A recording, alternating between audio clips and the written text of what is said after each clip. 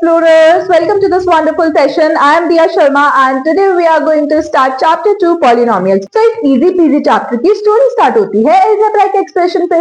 ये वही algebraic expression है जिनसे आप ऑलरेडी क्लास 8 में मिल चुके हो। अब algebraic एक्सप्रेशन के बारे में क्यों बता रही हूँ मैम, क्योंकि algebraic एक्सप्रेशन पॉलिनोमियल्स के फादर है।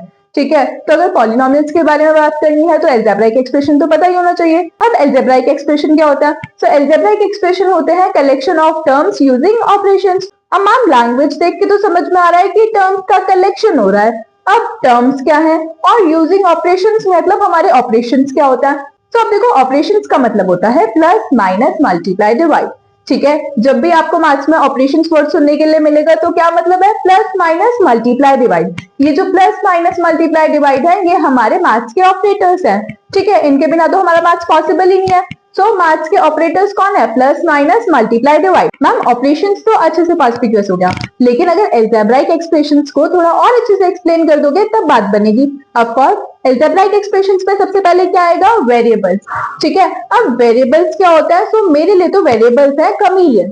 अब कमीलियन क्या होता है? कमीलियन की स्पेशलिटी क्या होती है? कमीलियन होता है गिरगिट, और गिरगिट की स्पेशलिटी क्या होती है? रंग बदलना। तो जैसे गिरगिट अपना कलर बार बार चेंज करता रहता है, ऐसे ही मैथ्स में रंग कौन बदलता है? वेरिएबल्स बदलता है। ठीक है, ये जो A B C D X Y G जितने भी मैंने स्मॉल अल्फाबेट्स लिखे हैं ये सब क्या है? ये सब हमारे वेरिएबल्स है।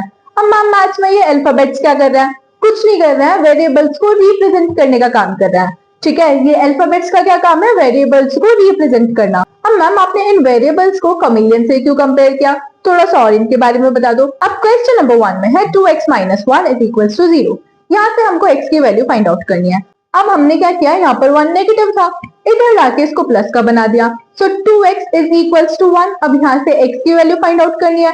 सो x की वैल्यू क्या आएगी? 1/2, क्योंकि 2 इधर मल्टीप्लाई में था तो इधर आके डिवाइड में हो गया। सो क्वेश्चन नंबर 1 में x की वैल्यू क्या आई है? 1/2। अब क्वेश्चन नंबर 2 में है 3x minus 3 is equals to 0। अब यहाँ पर माइनस में है 3, इधर आके क्या हो जाएगा? प्लस का हो जाएगा। ठीक है, अब यहाँ पर क्या रह गया? 3x, यहाँ पर 3 मल्टीप्लाई में है, इधर ले आऊं डिवाइड का हो जाएगा। सो x की वैल्यू क्या आएगी? यहाँ से फिर 1 आएगी। अब x ने तो यहाँ पर आके कलर चेंज कर लिया। क्वेश्चन नंबर 1 में तो बोल रहा था कि मैं 1/2 के इक्वल हूँ, और क्वेश्चन नंबर 2 में क्या बोल रहा है कि मैं 1 के इक्वल हूँ। ठीक है, अब ऐसे हमारे पास में मैथ्स में कितने सारे क्वेश्चन आएंगे। किसी में आपको x की वैल्यू 1 मिलेगी, किसी में 1/2 मिलेगी, किसी में -1 मिलेगी, किसी में -3 मिलेगी। तो इसका मतलब x की कोई फिक्स्ड वैल्यू नहीं है।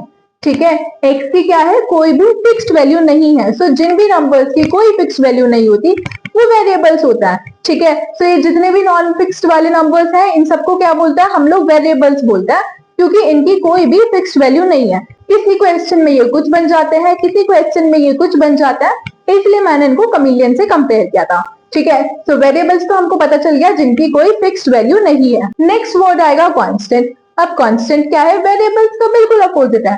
ठीक है, अगर वेरिएबल्स नॉन फिक्स्ड है तो कांस्टेंट क्या है? फिक्स्ड है। फॉर एग्जाम्पल 5 4 3 2 1 ये सब क्या है? ये सब फिक्स्ड है। ठीक है, अगर मैं 5 की बात करूं तो 5 तो हर जगह 5 ही रहेगा। उसके बाद अगर मैं -1 की बात करूं तो -1 भी हर जगह -1 ही रहेगा। तो इनकी वैल्यूज में कोई चेंज नहीं आएगा। 5 5 ही रहेगा, 1 1 ही रहेगा, 2 2 ही रहेगा। तो ये जिन नंबर्स की वैल्यू में कोई चेंज नहीं होता वो क्या होता है? वो हमारे कांस्टेंट होता है। उसके बाद नेक्स्ट वर्ड आएगा टर्म्स। तो हमारे सारे वेरिएबल्स और सारे कांस्टेंट्स हमारे टर्म ही होता है। ठीक है, सारे कांस्टेंट क्या होंगे? टर्म होंगे। सारे वेरिएबल्स क्या होंगे? टर्म होंगे। फॉर एग्जाम्पल x एक वेरिएबल भी है और x एक टर्म भी है। 5 एक कांस्टेंट भी है और 5 टर्म भी है। ठीक है, तो जितने भी वेरिएबल्स हैं सारे वेरिएबल्स हमारे टर्म्स भी होंगे, और वेरिएबल्स तो वो लोग हैं, और सारे कांस्टेंट भी हमारे टर्म्स ही होंगे। अच्छा, अब अगर मैं वेरिएबल इनटू कांस्टेंट करूं तो वेरिएबल इनटू कांस्टेंट भी क्या होगा? टर्म ही होगा। वेरिएबल और कांस्टेंट की जब मल्टीप्लाई करेंगे तो वो भी क्या बन जाएंगे? टर्म्स बन जाएंगे। वेरिएबल के मल्टीप्लाई वेरिएबल के साथ में करेंगे तो वो भी टर्म्स ही बन जाएंगे। ठीक है, कांस्टेंट की मल्टीप्लाई अगर कांस्टेंट के साथ में करेंगे तो वो भी हमारे टर्म्स ही होंगे। तो सारे वेरिएबल्स क्या है? टर्म्स हैं। सारे कांस्टेंट क्या है? टर्म्स हैं। वेरिएबल की मल्टीप्लाई कांस्टेंट के साथ में कर दी तो भी क्या बनेगा? टर्म बनेगा।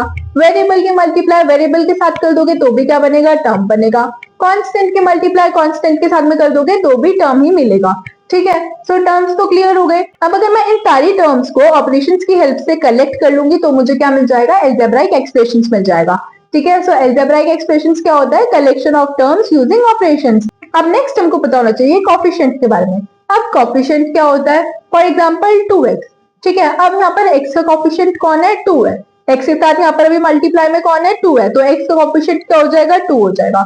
फॉर एग्जाम्पल 2x स्क्वायर, अब मैं आपसे पूछ लूं कि x स्क्वायर का कॉफिशिएंट क्या है, तो x स्क्वायर का कॉफिशिएंट है 2, ठीक है। अच्छा अब 2 का कॉफिशिएंट क्या है, सो 2 की मल्टीप्लाई किसके साथ हो रही है, -1 के साथ, तो यहाँ पर -1 क्या हो जाएगा, 2 का कॉफिशिएंट हो जाएगा। अब वैसे 9th क्लास में हमसे वेरिएबल्स के कॉफिशिएंट्स पूछता है, ठीक है। फॉर एग्जाम्पल 5x स्क्वायर है, अब यहाँ से x स्क्वायर का कॉफिशिएंट बता दो तो क्या होगा, 5 होगा। सो कॉफिशिएंट तो आपको क्लियर हो गया होगा। उसके बाद डिग्री क्या होता है, डिग्री होता है हाईएस्ट एक्सपोनेंट। सो यहाँ पर हाईएस्ट एक्सपोनेंट क्या है, 3 है, सो 3 हमारा डिग्री हो जाएगा। सो जो भी हाईएस्ट पावर होती है वही क्या हो जाता है, वही हो जाता है हमारा डिग्री ऑफ द पॉलिनोमियल, ठीक है। अब पॉलिनोमियल्स क्या होता है, सो पॉलिनोमियल्स एक स्पेशल टाइप के अलजेब्राइक एक्सप्रेशंस है। अब देखो हुआ क्या है, अलजेब्राइक एक्सप्रेशंस को बोला गया पॉलिनोमियल्स बनने के लिए। अब अलजेब्राइक एक्सप्रेशंस बोलता है कि मैं पॉलिनोमियल तो बन जाऊंगा, मुझे पॉलिनोमियल बनने में कोई प्रॉब्लम नहीं है, लेकिन मेरी एक शर्त है। तो उसकी शर्त क्या थी, उसने बोला कि जो उसका एक्सपोनेंट होगा वो सिर्फ और सिर्फ होल नंबर्स होना चाहिए। मतलब पॉलिनोमियल्स की जो पावर है वो क्या होनी चाहिए, सिर्फ और सिर्फ होल नंबर्स होनी चाहिए। 0 या फिर 0 से आगे जितने भी नंबर्स हैं, ये सब अगर पॉलिनोमियल्स की पावर में है तो फिर ये पॉलिनोमियल बनेगा, अदरवाइज ये अलजेब्राइक एक्सप्रेशन ही रह जाएगा। तो अगर 0 से पहले का हमें कोई भी नंबर पावर में देखने के लिए मिलता है तो वो क्या हो जाएगा, अलजेब्राइक एक्सप्रेशन हो जाएगा। और अगर हमें पावर होल नंबर देखने के लिए मिल जाती है तो फिर वो क्या बन जाएगा, पॉलिनोमियल्स बन जाएगा। अब अगर मैं बात करूं 5 रूट एक्स प्लस 1 की, तो क्या ये एक पॉलिनोमियल है, चेक करो क्या इसकी पावर होल नंबर है। अब देखो रूट एक्स की पावर क्या होगी, 1/2, which means 5 into x raise to the power 1/2 plus 1। अब यहाँ पर x की पावर क्या है, 1/2 है। अब 1/2 तो हमारा होल नंबर नहीं होता है, तो अब अगर हमें कोई भी फ्रैक्शन फॉर्म में पावर देखने के लिए मिल रही है या फिर नेगेटिव इंटीजर्स में पावर देखने के लिए मिल रही है तो फिर वो क्या हो जाएगा, अलजेब्राइक एक्सप्रेशन हो जाएगा। उसको अगर पॉलिनोमियल बनना है तो उसका पावर क्या होना चाहिए, होल नंबर होना चाहिए, ठीक है। फॉर एग्जाम्पल 5x प्लस 1, अब यहाँ पर x raise to the power क्या है, 1 है। अब 1 तो हमारा होल नंबर होता है, विच मीन्स कि ये क्या है, एक पॉलिनोमियल है। 5 into x raise to the power 0 plus 1, अब बताओ ये पॉलिनोमियल है या नहीं है, पावर क्या है, 0 है, और 0 मतलब होल नंबर, और होल नंबर अगर पावर में देखने के लिए मिल रहा है तो फिर एक्सप्रेशन क्या हो जाएगा, पॉलिनोमियल हो जाएगा, ठीक है। अब पॉलिनोमियल्स भी 3 टाइप्स के होते हैं, मोनोमियल्स, बाइनोमियल्स एंड ट्राइनोमियल्स। अब मोनोमियल्स क्या होता है, तो देखो एक टर्म वाला पॉलिनोमियल क्या हो जाएगा, मोनोमियल हो जाएगा। मतलब जिस भी पॉलिनोमियल में सिर्फ और सिर्फ एक ही टर्म है। फॉर एग्जाम्पल 2x अगर मैंने लिखा है तो ये सिर्फ और सिर्फ एक ही टर्म है, तो ये क्या है, ये हमारा मोनोमियल है। तो मोनोमियल आपको क्लियर हो गया, सिर्फ और सिर्फ एक टर्म वाला पॉलिनोमियल क्या बन जाएगा, मोनोमियल बन जाएगा। उसके बाद बाइनोमियल क्या है, 2x प्लस 1, अब यहाँ पर टर्म्स कितनी हो गई, 2 टर्म्स हो गई, ठीक है। 1 भी एक टर्म है, 2x भी एक टर्म है, तो 2 टर्म्स वाला जो पॉलिनोमियल होगा वो क्या हो जाएगा, बाइनोमियल हो जाएगा। तो अगर आपको किसी भी एक्सप्रेशन में सिर्फ और सिर्फ एक ही टर्म देखने के लिए मिलती है तो वो क्या हो जाएगा, मोनोमियल हो जाएगा। अगर 2 टर्म्स देखने के लिए मिल रही है तो क्या हो जाएगा, बाइनोमियल हो जाएगा। और अगर 3 टर्म्स देखने के लिए मिलेंगी तो ट्राइनोमियल हो जाएगा। अगर मैं डिग्री के बेसिस पे बात करूं तो भी पॉलिनोमियल्स 3 टाइप्स के ही होता है, linear, quadratic and cubic. Linear का क्या मतलब है, डिग्री 1, जिस भी पॉलिनोमियल की डिग्री 1 होगी वो हमारा लीनियर पॉलिनोमियल हो जाएगा। डिग्री 1 का क्या मतलब है, मतलब हाईएस्ट पावर क्या होनी चाहिए, 1 होनी चाहिए। फॉर एग्जाम्पल 2x प्लस 1, यहाँ पर x की पावर क्या है, 1 है, और इसमें डिग्री भी क्या है, हमारा 1 ही है, तो ये क्या हो जाएगा, लीनियर पॉलिनोमियल हो जाएगा। अच्छा अब हमें टर्म से कोई फर्क नहीं पड़ता है, चाहे मोनोमियल है, बाइनोमियल है या फिर ट्राइनोमियल है, हमें क्या चेक करना है, हमें पॉलिनोमियल की डिग्री चेक करनी है। मतलब अगर डिग्री 1 है, चाहे फिर वो ट्राइनोमियल ही क्यों ना हो, अगर उसकी डिग्री 1 है, मतलब अगर हाईएस्ट पावर 1 है तो फिर वो क्या बन जाएगा, लीनियर बन जाएगा, ठीक है। अगर हाईएस्ट पावर 2 होगी तो फिर क्वाड्रेटिक, और अगर हाईएस्ट पावर 3 होगी तो फिर वो क्यूबिक बनेगा। Now classify the following polynomials on the basis of degree and terms. अब देखो यहाँ पर अगर मैं टर्म्स की बात करूं तो टोटल 2 टर्म्स हैं। अब 2 टर्म्स वाला पॉलिनोमियल क्या हो जाएगा, बाइनोमियल हो जाएगा, और इसकी डिग्री क्या है, 2। तो जिस पॉलिनोमियल की डिग्री 2 होती है वो क्या हो जाएगा, क्वाड्रेटिक हो जाएगा। So on the basis of terms तो ये बाइनोमियल है, और on the basis of degree अगर मैं बात करूं तो फिर ये क्या है, क्वाड्रेटिक है। अच्छा अगर x raise to the power 0 है तो फिर ये किसके इक्वल होगा, 1 के इक्वल होगा, ठीक है, क्योंकि किसी भी नंबर की पावर अगर 0 होती है तो फिर वो 1 के इक्वल ही होता है। यहाँ पर हमारा a raise to the power 0 है तो इसकी वैल्यू क्या होगी, 1 होगा। अब आप मुझे बताओ क्या 2 पॉलिनोमियल है, नहीं मैम पॉलिनोमियल तो नहीं लग रहा है, इसकी पावर तो 0 नहीं है। अच्छा अब अगर मैं 2 की multiply x raise to the power 0 से कर दूं तो क्या अब ये पॉलिनोमियल है, यस मैम, अब तो इसकी पावर क्या हो गई है, होल नंबर हो गई है। और जिस भी एक्सप्रेशन की पावर होल नंबर में होगी तो वो क्या हो जाएगा, पॉलिनोमियल हो जाएगा। ठीक है, सो 2 तो हमारा पॉलिनोमियल्स हो गया। सो ऐसे ही क्या सारे कांस्टेंट हमारे पॉलिनोमियल हो सकते हैं? Of course. ठीक है, तो ये जो कांस्टेंट पॉलिनोमियल है इसका क्या मतलब है, 1 2 3 4 5 एंड सो ऑन, ये जितने भी नंबर्स हैं ये सब क्या है, ये सब हमारे पॉलिनोमियल्स ही हैं। अच्छा, अब कांस्टेंट पॉलिनोमियल्स की डिग्री क्या होगी, 0। अभी हमने देखा, हमें 2 को देख के तो कुछ भी समझ में नहीं आ रहा था ये पॉलिनोमियल है या नहीं है, तो फिर हमने क्या किया, x raise to the power 0 से इसकी मल्टीप्लाई कर दी, मतलब हमने 1 से 2 की मल्टीप्लाई कर दी, तो फिर ये 2 ही रहा। तो हमें क्या पता चला कि जितने भी कांस्टेंट पॉलिनोमियल है सबकी डिग्री क्या होगी, 0 होगी। अब नेक्स्ट आता है 0 पॉलिनोमियल, और 0 पॉलिनोमियल का मतलब है 0। अब इसकी डिग्री क्या होगी, सो अगर देखो मैं 0 की multiply x raise to the power 0 से कर दूं तो मुझे क्या मिलेगा, 0 ही मिलेगा। इसीलिए इसकी डिग्री क्या है, नॉट डिफाइंड है। अब नेक्स्ट टॉपिक भी बहुत इजी है, which is value of polynomial. अब वैल्यू ऑफ पॉलिनोमियल क्या है मैम, अगर मेरे पास में है पॉलिनोमियल इन x और जहां पर x की वैल्यू क्या है, 2 है, मतलब पॉलिनोमियल इन x का क्या मतलब है, ये p ऑफ x क्या लिखा है आपने, सो p ऑफ x का क्या मतलब है कि जो हमारा पॉलिनोमियल है उसके जो वेरिएबल्स हैं वो क्या है, x है। ठीक है, पूरे पॉलिनोमियल में आपको जो भी वेरिएबल देखने के लिए मिलेगा वो सिर्फ और सिर्फ x देखने के लिए मिलेगा। अगर पॉलिनोमियल इन y होता, अगर p ऑफ y होता, तो p ऑफ y का क्या मतलब है कि पूरे पॉलिनोमियल में सिर्फ और सिर्फ आपको y ही वेरिएबल देखने के लिए मिलेगा। इस वाले पॉलिनोमियल में आपको x देखने के लिए नहीं मिलेगा और इस वाले पॉलिनोमियल में आपको y देखने के लिए नहीं मिलेगा। मतलब अगर p ऑफ x है तो इसका क्या मतलब है, सारे वेरिएबल्स x ही होंगे। p ऑफ y का क्या मतलब है, सारे वेरिएबल्स y ही होंगे। ठीक है, पॉलिनोमियल a का क्या मतलब है कि सारे वेरिएबल्स हमारे a ही होंगे। तो ऐसा पॉलिनोमियल जिसमें सारे वेरिएबल्स x होंगे वो क्या हो जाएगा, p ऑफ x हो जाएगा, या फिर पॉलिनोमियल इन x। अब अगर हमें बता दिया कि x की वैल्यू क्या है, 2 है, तो उसका क्या मतलब है कि इस पॉलिनोमियल में आपको x की जगह 2 पुट कर देना है। अब अगर 5x स्क्वायर प्लस 2 है जहां पर हमें x की वैल्यू 2 बता रखी है, तो हम लोग क्या करेंगे, x की जगह 2 पुट कर देंगे।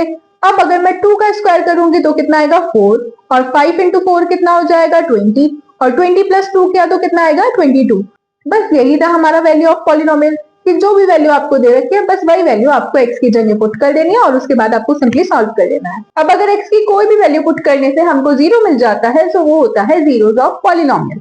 ठीक है, हमने कोई भी x की रैंडमली वैल्यू पुट कर दी और उस वैल्यू को पुट करने के बाद हमको 0 मिल जाता है, तो वो क्या होता है, जीरोस ऑफ पॉलिनोमियल हो जाता है। तो अगर हमसे बोलते हैं कि find the zeros of polynomial, या फिर find the root of polynomial, या फिर find the solution of polynomial, तो मतलब वो क्या बोल रहे हैं, वो हमको बोल रहे हैं कि आप x की कोई भी ऐसी वैल्यू पुट कर दो जिसको पुट करने से हमको 0 मिल जाए। अच्छा, अगर किसी भी इक्वेशन का जितना भी डिग्री होगा उतने ही हमको जीरोस ऑफ पॉलिनोमियल मिलेंगे।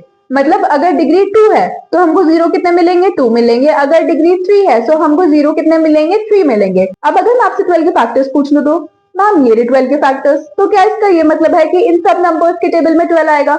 मतलब फॉर एग्जाम्पल अगर मैंने 2 ही ले लिया तो इसका यही मतलब हुआ कि 2 के टेबल में 12 आता है, अगर हम इसको डिवाइड करेंगे तो रिमाइंडर क्या आ जाएगा, 0 आ जाएगा। तो मतलब डिवाइड करने पे अगर रिमाइंडर 0 आ रहा है तो फिर वो फैक्टर है, और अगर रिमाइंडर 0 नहीं आ रहा है तो फिर वो नंबर फैक्टर नहीं है।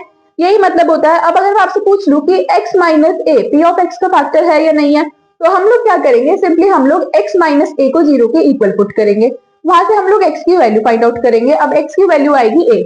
अब जहां जहां पे भी हमको x दिखेगा वहां पे हम लोग क्या पुट कर देंगे, a पुट कर देंगे। अगर a पुट करने से हमको 0 मिल जाता है तो मतलब x minus a polynomial in x का फैक्टर है, और अगर 0 नहीं मिल रहा है तो फिर वो फैक्टर नहीं है। चलो अब जल्दी से चेक कर लेते हैं कि x प्लस 2 2x प्लस 4 का फैक्टर है या नहीं है। इसके लिए हम लोग क्या करेंगे, x प्लस 2 को चेक करना है फैक्टर है या नहीं है, तो इसको हम लोग 0 के इक्वल पुट कर देंगे। अब यहाँ से x की वैल्यू आएगी -2। अब ये जो -2 आया है इसको हम लोग कहाँ पुट कर देंगे, p ऑफ x में पुट कर देंगे। अब x की जगह हम लोग -2 पुट कर देंगे। अब 2 इंटू -2 हो जाएगा -4 एंड +4, ये तो कैंसिल होकर 0 हो जाएगा। अब हमको 0 मिल गया, तो मतलब x प्लस 2 पॉलिनोमियल इन x का फैक्टर है। तो इसी को बोलते हैं हम लोग फैक्टर थ्योरम। अब ये मिडिल टर्म स्प्लिटिंग मेथड क्या है मैम, तो देखो नाम में ही है मिडिल टर्म स्प्लिट करना, मतलब जो भी टर्म हमारे बीच में है उसको हमको स्प्लिट करना है। तो आपको पता होना चाहिए कि मिडिल टर्म स्प्लिटिंग मेथड कहाँ पे अप्लाई होगा। सो कहाँ पे अप्लाई होगा, जब भी हमारा x raise to the power में क्या होगा, 2 होगा, उसके बाद फिर x होगा और फिर हमारा एक कांस्टेंट हो जाएगा। अब मिडिल टर्म स्प्लिट करना है तो मतलब ये रहा हमारा मिडिल टर्म, इसको हमको स्प्लिट करना है। अब इसको हम लोग स्प्लिट कैसे करेंगे, मतलब मुझे 7x को इस तरीके से लिखना है कि मैं कोई भी दो नंबर्स को ले लूं, उनको मिलाकर 7x ही बन जाए। अब वो दो नंबर्स कहां से आएंगे, उसके लिए हम लोग क्या करेंगे, जो हमारा फर्स्ट टर्म है वो और जो हमारा लास्ट टर्म है वो, उनके कोफिशिएंट्स की मल्टीप्लाई कर देंगे। अब जैसे फर्स्ट टर्म में है 12, एक्स स्क्वायर का कोफिशिएंट क्या है, 12 है, और यहाँ पर क्या है, 1 है। अब 1 और 12 की अगर मैं मल्टीप्लाई करती हूँ तो मुझे क्या मिलेगा, 12 मिलेगा। अब 12 के फैक्टर्स कर लेंगे। 12 के फैक्टर्स किए तो क्या आया, 2 इंटू 2 इंटू 3। अब हमको ये जो फैक्टर्स आए हैं इनसे हमको 7 बनाना है। अब इनकी हेल्प से हम लोग 7 कैसे बनाएंगे मैम? तो देखो बहुत इजी है। 2 की मल्टीप्लाई 2 से किया तो कितना आएगा, 4। अब 4 प्लस 3 कितना हो जाएगा, 7। तो बन गया इजिली। अब दो नंबर्स कौन से मिले हैं, 4 मिला है और 3 मिला है। तो मिडिल टर्म स्प्लिट करने के लिए हम लोग ऐसे ही करते हैं, सबसे पहले हम लोग फैक्टर्स बना लेंगे। उसके बाद जो उनके फैक्टर्स आए हैं उनको 2-3 नंबर लेंगे, उनको मल्टीप्लाई करेंगे और फिर जो एक नंबर बच जाएगा उससे ऐड सब्ट्रैक्ट करके कुछ ना कुछ जब हम करके देखेंगे तो हमारा मिडिल टर्म हमको स्प्लिट होते हुए बहुत इजीली दिखेगा। अब जैसे अगर मैं 2 3 6 कर देती, अब 6 प्लस 2 तो 7 नहीं बन रहा था, इसलिए मैंने 2 3 6 ना करके 2 2 4 कर दिया। अब 4 प्लस 3 7 बन रहा था, इसलिए मैंने ले लिया। अब 7x बनाना है तो इसके लिए हम लोग क्या करेंगे, 4x प्लस 3x, क्या 7x बन जाएगा? तो हो गया मिडिल टर्म स्प्लिट। अब 12x स्क्वायर तो एज इट इज आ जाएगा और प्लस 1 भी एज इट इज आ जाएगा। और हमने 7x को स्प्लिट करके क्या लिख दिया, 4x प्लस 3x। अब हमको कॉमन लेना है। कॉमन लेना है मतलब ऐसे सोच लो कि जैसे यहाँ पर दो पॉकेट्स हैं, एक पॉकेट आपके फ्रेंड की है और एक पॉकेट आपकी है। अब ये जो 12x स्क्वायर वाली पॉकेट है ये तो आपकी है और ये जो 4x वाली पॉकेट है ये आपके फ्रेंड की है। अब आप लोग क्या चेक कर रहे हो कि जो भी चीज कॉमन है वो बाहर निकालना है, ठीक है। अब 12 और 4 में से देखो क्या कॉमन आएगा। 12 और 4 में से कॉमन आएगा 4, क्योंकि 4 के टेबल में 12 भी आएगा और 4 खुद अपने टेबल में भी आएगा। तो बेसिकली हमको हाईएस्ट कॉमन फैक्टर निकालना है। तो जो भी हाईएस्ट कॉमन फैक्टर होता है वही हम लोग बाहर निकाल लेते हैं। ऐसे तो आप बोलोगे कि मैम 2 के टेबल में 12 भी आता है और 2 के टेबल में 4 भी आता है, तो 2 को बाहर निकाल लो। नहीं, हमको हाईएस्ट कॉमन फैक्टर बाहर निकालना है, मतलब जो हाईएस्ट नंबर पॉसिबल है, जो हाईएस्ट कॉमन फैक्टर पॉसिबल है वो बाहर निकालना है। अब 4 जैसे ही हमने बाहर निकाला, अंदर क्या बचेगा, 3, क्योंकि 4 3 का क्या होगा, 12 होगा। साथ में हमने एक x भी बाहर निकाल लिया। अब यहाँ पर देखो 2x मल्टीप्लाई में है और यहाँ पर सिर्फ एक x है, ठीक है। सो कॉमन क्या आएगा, सिर्फ एक ही x आएगा। सो एक x तो बाहर आ जाएगा और एक x अंदर ही रह जाएगा, क्योंकि उसके साथ तो कोई x मिला ही नहीं था। अब नेक्स्ट हमको कॉमन लेना है 3x प्लस 1 में से। अब मैम यहाँ पर तो कुछ कॉमन ही नहीं आ रहा, 3 और 1 में से भी कुछ कॉमन नहीं आ रहा। अब यहाँ पर भी एक x है और यहाँ पर तो x भी नहीं है, तो कुछ कॉमन नहीं आ रहा। अब इस केस में हम लोग क्या करेंगे, सो 1 कॉमन ले सकते हैं, ठीक है। 1 तो कॉमन आ ही रहा है, सो 1 कॉमन आ जाएगा। सो अंदर क्या बचेगा, 3x प्लस 1। अब देखो यहाँ पर जब कॉमन लिया तो भी अंदर कितना बचा था, 3x प्लस 1 बचा था। यहाँ पर कॉमन लिया तो 3x प्लस 1 बचा। इसका क्या मतलब है कि हमारा जो सॉल्यूशन है वो बिल्कुल सही है। अगर हमारा किसी वजह से यहाँ पर 3x प्लस 1 आता और यहाँ पर कुछ और नंबर आ जाता, तो इसका क्या मतलब होता कि जो हमने कॉमन लिया है वो कहीं ना कहीं हमारे कैलकुलेशन में मिस्टेक हुआ है। सो कॉमन लेने के बाद जो भी बचता है वो दोनों जगह सेम बचना चाहिए। अगर सेम नहीं बच रहा है तो इसका क्या मतलब है कि हमने कुछ ना कुछ मिस्टेक किया है, कुछ ना कुछ कैलकुलेशन मिस्टेक हुई है। अब क्या करेंगे, ये जो 4x है और ये जो 1 है, ये जो बाहर वाले नंबर्स है इनको तो एक ब्रैकेट में कर लेंगे, मतलब 4x प्लस 1 और ये 3x प्लस 1 क्या हो जाएगा, ये पूरा एक ब्रैकेट बन जाएगा। इसका क्या मतलब है कि ये दोनों क्या है, ये फैक्टर्स हैं p ऑफ x के। अगर हम लोग इनको 0 के इक्वल पुट करते हैं और फिर हम लोग हमारे p ऑफ x में इनको पुट करेंगे तो हमको 0 ही मिलेगा, ठीक है। तो ये क्या हो गए, ये दो फैक्टर्स हो गए या फिर 0 हो गए हमारे पॉलिनोमियल के। अब आप लोगों ने एक चीज नोटिस किया कि 4x प्लस 3x, 7x तो बन ही रहा है, लेकिन अगर मैं 4 और 3 की मल्टीप्लाई करती हूँ तो 12 बनेगा, है ना। और 12 कहां से आया था, ये जब हमने 12 की 1 से मल्टीप्लाई की थी तब 12 आया था। तो इसका मतलब यही है कि हमको दो ऐसे नंबर्स लेने हैं जिनको मिलाकर तो मिडिल टर्म बन जाए, और अगर हम लोग उनकी मल्टीप्लाई करें तो वही नंबर आना चाहिए जो हमने कोफिशिएंट्स को मल्टीप्लाई करके लिया था, ठीक है। फर्स्ट टर्म में से कोफिशिएंट लिया था 12, लास्ट टर्म में से 1 लिया था। 12 और 1 की जब मल्टीप्लाई की थी तो 12 ही आया था। ऐसे ही 4 इंटू 3 किया तो 12 आया और 4 प्लस 3 किया तो 7x आया। अब देखो हम लोग हमारी बुक का ही एक एग्जांपल ले लेते हैं। अब इसके लिए हम लोग क्या करेंगे, इसके लिए हम लोग जाएंगे हिट एंड ट्राई मेथड के साथ में। सबसे पहले 1 को पुट कर दो, चेक करो, अगर 0 मिल गया तो ठीक है, अगर 0 नहीं मिला तो फिर -1 के साथ चेक करो, फिर 2 के साथ चेक करो, फिर -2 के साथ चेक करो। जब तक 0 नहीं मिलेगा तब तक आपको इन नंबर्स के साथ में चेक करना पड़ेगा, ठीक है। 2-3 नंबर्स के साथ में आप लोग चेक करोगे तो आपको कहीं ना कहीं 0 मिल ही जाएगा। अब अगर आपको p ऑफ x में 1 पुट करने से 0 मिल जाता है तो इसका क्या मतलब है कि x माइनस 1 फैक्टर हो जाएगा p ऑफ x का। मैम 1 पुट किया था, x माइनस 1 कैसे फैक्टर हो गया? देखो अगर हमको चेक करना होता है कि x minus 1 p of x का फैक्टर है या नहीं है, तो हम लोग क्या करते हैं, x माइनस 1 को 0 के इक्वल पुट कर दे, वहां से x की वैल्यू निकालते और x की वैल्यू क्या आती है 1, फिर इस 1 को हम लोग कहाँ पुट कर देते p ऑफ x में। तो क्या हमने p ऑफ x में 1 ही पुट किया है, तो क्या इसका यही मतलब हुआ कि x माइनस 1 क्या हो जाएगा, फैक्टर हो जाएगा। अब हमको एक 0 तो मिल गया, अभी 2 zeros और निकालना है। अब इसके लिए हम लोग क्या करेंगे, डिवाइड करके चेक कर लेंगे। मैम 8th क्लास में सीखा तो था डिवाइड करना, लेकिन हम भूल गए, आप एक बार फिर से बता दोगे? बिल्कुल। अब देखो हम लोग क्या करेंगे, एक्स क्यूब ले लिया, इसको हम लोग x से डिवाइड करके चेक करेंगे तो कितना आएगा, एक्स स्क्वायर आएगा, ठीक है। अब एक्स स्क्वायर तो हम लोग यहाँ पे पुट कर देंगे। अब ये जो एक्स स्क्वायर है, इस एक्स स्क्वायर के हम लोग मल्टीप्लाई किसके साथ में करेंगे, एक्स के साथ भी करेंगे और -1 के साथ में भी करेंगे। तो जब मैं एक्स स्क्वायर की मल्टीप्लाई करूंगी एक्स के साथ में, तो कितना आएगा एक्स क्यूब, वो हम लोग एज इट इज पुट कर देंगे। अब जब मैं एक्स स्क्वायर की मल्टीप्लाई करूंगी -1 के साथ में, तो कितना आएगा माइनस एक्स स्क्वायर। ठीक है, अब उसके बाद हम लोग क्या करते हैं, सब्ट्रैक्ट करने के लिए साइन चेंज कर देता है। सो प्लस का माइनस हो जाएगा और माइनस का प्लस हो जाएगा। अब एक्स क्यूब से एक्स क्यूब तो कैंसिल हो जाएगा। अब माइनस का 23 एक्स स्क्वायर है और प्लस का एक्स स्क्वायर है, सो क्या बनेगा, अब देखो प्लस माइनस क्या हो जाएगा, माइनस हो जाएगा। सो 23 एक्स स्क्वायर में से अगर हम लोग 1 लेके जाएंगे, सो कितना बचेगा, 22 बचेगा। सो विच मीन्स 22 एक्स स्क्वायर। अब साइन किसका आएगा, जो नंबर बड़ा होता है उसका साइन आ जाएगा। सो 23 बड़ा था, सो 23 का साइन क्या है, माइनस है, तो माइनस आ जाएगा। अब उसके बाद 142x को नीचे ले आएंगे। अब माइनस के 22x स्क्वायर और x को डिवाइड करेंगे, सो कितना बचेगा, 22x, और वो भी माइनस का। अब ये जो माइनस का 22x आया है, इसकी मल्टीप्लाई जब हम लोग x के साथ में करेंगे, तो फिर से माइनस का 22x स्क्वायर आ जाएगा। और जब इसी माइनस के 22x की मल्टीप्लाई हम लोग माइनस के 1 के साथ करेंगे, सो कितना आएगा, प्लस 22x। ठीक है, फिर से हम लोग साइन चेंज कर देंगे, कैंसिल कर देंगे। उसके बाद बचेगा 120x, क्योंकि 142x में से क्या माइनस करना था, 22x। अब ध्यान रखना, हमको वो एक्चुअल साइन नहीं यूज करना है, हमको साइन चेंज करने के बाद वही वाला साइन कंसीडर करना है, क्योंकि हमने साइन चेंज किया है। ठीक है, इसलिए जो साइन था मैं वो यूज नहीं कर रही हूँ, जो मैंने साइन चेंज किया है वही यूज करना है। अब इसको सॉल्व करेंगे तो कितना आएगा, 120x। अब माइनस का 120 फिर से ले आएंगे, फिर से हम लोग डिवाइड करेंगे, चेक करेंगे। अब डिवाइड करने पे मिलेगा 120 की मल्टीप्लाई एक्स के साथ भी करेंगे, 120 की मल्टीप्लाई -1 के साथ भी करेंगे, साइन चेंज कर देंगे और सॉल्व कर देंगे। अब ये जो हमको इक्वेशन मिला है, ये इक्वेशन क्या है, क्वाड्रेटिक इक्वेशन है। और क्वाड्रेटिक इक्वेशन में फिर से हम लोग मिडिल टर्म स्प्लिटिंग की हेल्प से दो फैक्टर्स निकाल लेंगे। एक फैक्टर हम लोग पहले भी निकाल चुके थे, सो ये जो 3 फैक्टर्स आए हैं, ये क्या हो जाएंगे, ये फैक्टर है इस पॉलिनोमियल के। अब इसका रीजन ये है कि डिविडेंड किसके इक्वल होगा, divisor into quotient plus remainder के। अब डिविडेंड हो जाएगा हमारा p ऑफ x। ठीक है, उसके बाद डिवाइजर क्या हो जाएगा, वो जो हमने पहले फैक्टर निकाला था वो। उसके बाद जो हमारा क्वोशिएंट है वो हम लोग पुट कर देंगे। क्वोशिएंट को हमने स्प्लिट कर दिया था, 2 फैक्टर्स आए थे, वो पुट कर दिया। तो इससे हमारा p ऑफ x किसके इक्वल आया, ये 3 फैक्टर्स के इक्वल आया। अब ये जो आपकी स्क्रीन पर आइडेंटिटीज है, ये बहुत इंपॉर्टेंट है, इनको हम लोग तब डिस्कस करेंगे जब इनसे रिलेटेड हम लोग क्वेश्चन सॉल्व करेंगे। ठीक है, सो 1 बाय 1 मैं आपको पहले आइडेंटिटी का मतलब बता दूंगी, कैसा आइडेंटिटी आई है, क्या आइडेंटिटी बोलती है, और उसके बाद उससे रिलेटेड आपको क्वेश्चन सॉल्व करके भी बता दूंगी, सो आपको अच्छे से क्लियर हो जाएगा। सो एग्जांपल्स के सारे वीडियो देखना बहुत इंपॉर्टेंट है, सो एग्जांपल्स की वीडियो देख लेना, उसके बाद एक्सरसाइज तो आप लोग देख ही लोगे। So I hope this is perspective to you. Still any queries, feel free to comment.